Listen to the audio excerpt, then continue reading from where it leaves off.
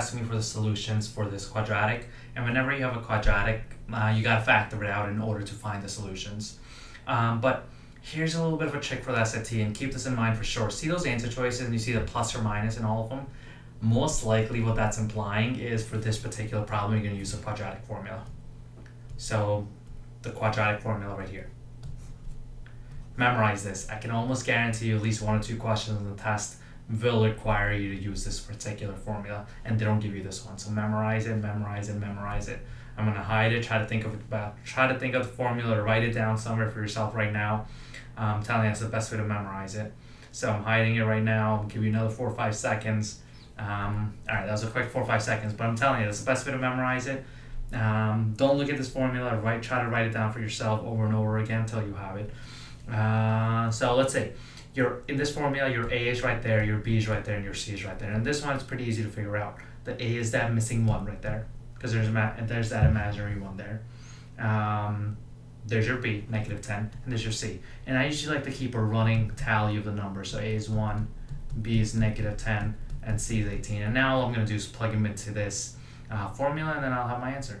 So negative B, which is -10, so -10, which we know will become positive, plus or minus square root of B, which will be -10 squared, minus 4 times 1 times C, which will be 18.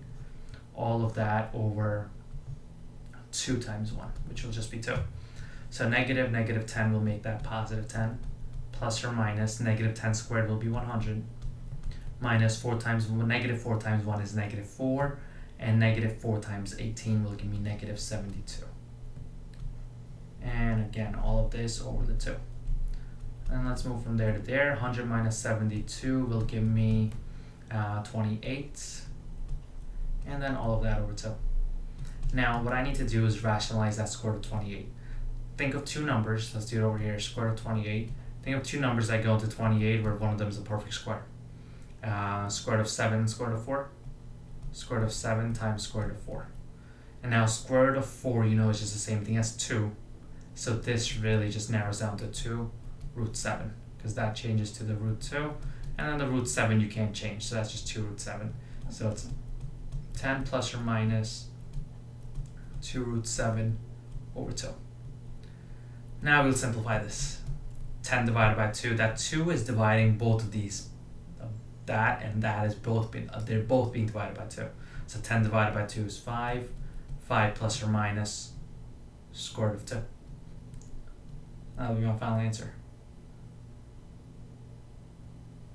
Sorry. It's not 5 plus or minus 2. See, I can't read my own handwriting. That's a 7. I made that messy. So let me repeat what I was saying. Let me erase this too. Sorry.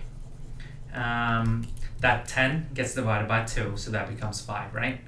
And then that 2 root 7 also gets divided by 2, so that 2 and 2 cancels out. So I'm left with 5 plus or minus square root of 7. There we go.